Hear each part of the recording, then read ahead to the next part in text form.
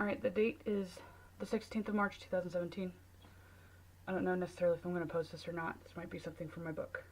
So I'm not going to give any backstory on this. I'm just going to go straight into the concept that I wrote down. So the 12th house in astrology is known as the house of self-undoing. There are, in the astrological community today, there's a confusion and misconception as to what takes priority or precedence in a natal chart. And I'm strictly talking about Placius or Platius, I always call it Platius, whatever. If it's the dignities of the planets, meaning that the signs that they're in, or if it's the actual placement of the planets, or if it's the one thing that a lot of people overlook, which I don't understand how they could, especially since they use the Platius kind of version, is the Lord of the House. So when I say Lord of the House, I mean when you look at a chart in particular. I actually have an example here. I can make these, by the way. Now I think I probably will post this online just so I can show this off. So you notice here that yeah, so obviously the lines that are around here are the lines of the cusps of the houses, right? And you notice that obviously the signs don't match up.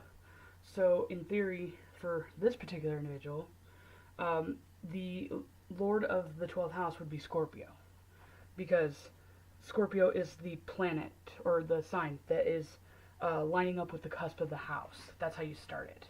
Okay, so that only is a characteristic of Platius, whatever, modern astrology mapping.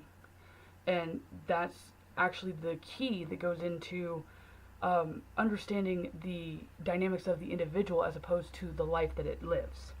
So it's actually the planet lords that are, which is the sign that rules over that house, that is the key to understanding,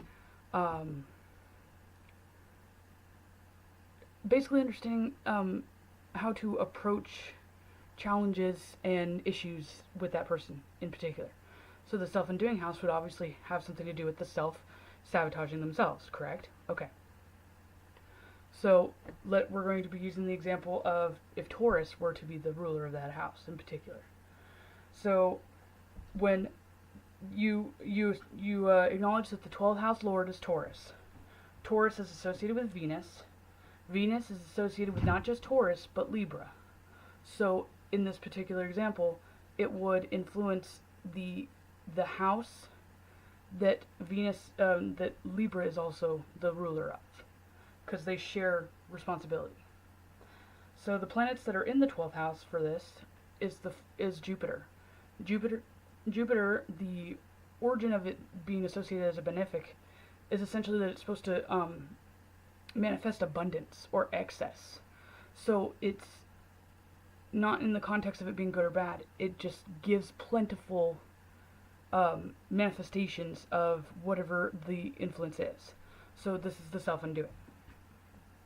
So it's going to manifest an excessive amount, a magnified, exaggerated amount of self-undoing manifestations, specifically with the Taurus archetype.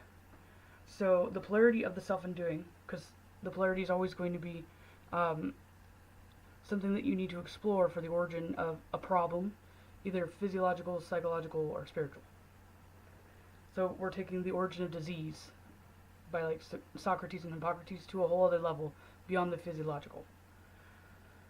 So Taurus is associated with nutrition, self-sufficiency, stability, strength, and I'm talking more in a physiological, because if we were talking about like Libra being the lord of the 12th house, it would be more of a mental kind of stability or strength. So the 6th house is ruled by Libra. The lord is Libra. Libra is associated with Venus. Libra rules over, Venus rules over Libra and Taurus. So I just repeated my notes just to be consistent. The planets that are in the 6th house is Mercury, which is signified by the mentality or the origin of ideas and concepts. So it's the origin of the influence internally that then is radiated outward into the physical body. And then also Pluto is in that house as well. And Pluto, specifically, is associated with the 8th house of disease, transformation, and kinds of toxic secrets. And typically, those are the secrets that the individual will then shield from the world. Secrets that are shielded from the individual usually manifest in the 12th house. So this is the native keeping things from people, either about themselves or about certain scenarios or whatever events going on in their life. And in this case, this example is actually hiding its self-destructive behavior from everyone else. And also the physiological associations with Pluto in the 8th house would be of disease. In this particular case, Capricorn is the ruler of this house. Capricorn is associated with Saturn, so restriction, limiting, rationing, conservatism. So what would Taurus, that has to do with stability, nutrition, self-sufficiency and strength, be attributed to associations with Libra and toxicity, disease, or mental influences and ideological influences? How would essentially the self-undoing of not taking care of your physiological needs would then cause the imbalances of the Libra Lord in the health house and the daily habits, and the repercussions of such would be malnutrition or neglect or abuse, self-inflicted by Capricorn ruling the 8th house. And again, if you look at just Capricorn being associated with Saturn, even though Saturn isn't necessarily present in this house, the association with the planet lord or the sign lord or whatever, and its planet demonstrates that Saturn is malefic and is the not only the end result that's taking away health, vitality from this individual, but it also represents that it's the final repercussions of it. And that's also associated with the ancient symbolism that Saturn was known for being the one who casts judgment. So the Old Testament and like the old kind of gods, they in particular would attribute God or whatever as being one who casts judgment. When you would go to the pearly gates, you would be judged. That is the like mythology kind of elaborated story of Saturn giving you what you deserve, meaning its consequences. And that's what Saturn represents, is consequences. And people that really fixate on Saturn being evil, or, which I mean, I understand, I acknowledge that it's malefic, but I acknowledge it's malefic not to stigmatize it per se, but to acknowledge that there are destructive things within an individual that need to be addressed. And unless you actually bring attention to those things, the person will continue to be in their Piscean denial, more or less, the self-undoing house. So the people who can take responsibility or embrace, the reality of the things and accept consequences are the ones that'll never really be able to grasp the concept that Saturn's evil. And the people who can't take responsibility or are trying to avoid their problems are going to be the ones that stigmatize Saturn the most. But all Saturn is doing, it's just the consequence and the reaction to your behavior and your actions. So, what else do I have written down here? Polarity of the health.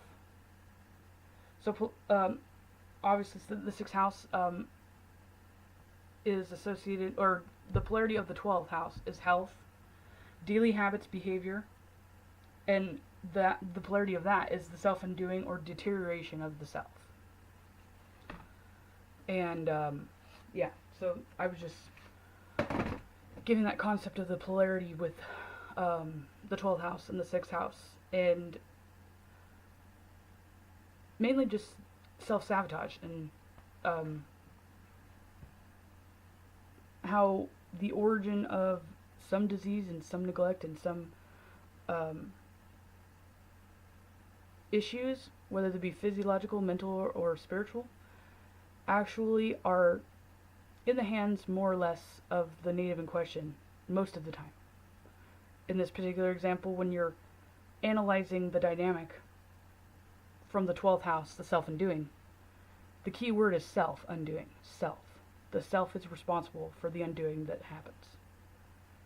It may not have intentionally or consciously decided to engage all these repercussions of these, but as you even think of like the Newton's cradle, the balls that you pull one and it pushes the energy in propelling the mass forward through the other metal balls. That one ball didn't always necessarily, that ball didn't intentionally decide that it wanted to force all of the sets of different balls to propel the other way. It just didn't think about what would happen if it came into force and contact with the other ones. And that's why reflection is important also. For example, this right here. Hello, is there someone there who cares for God-forsaken souls and God-forsaken man? Is there someone there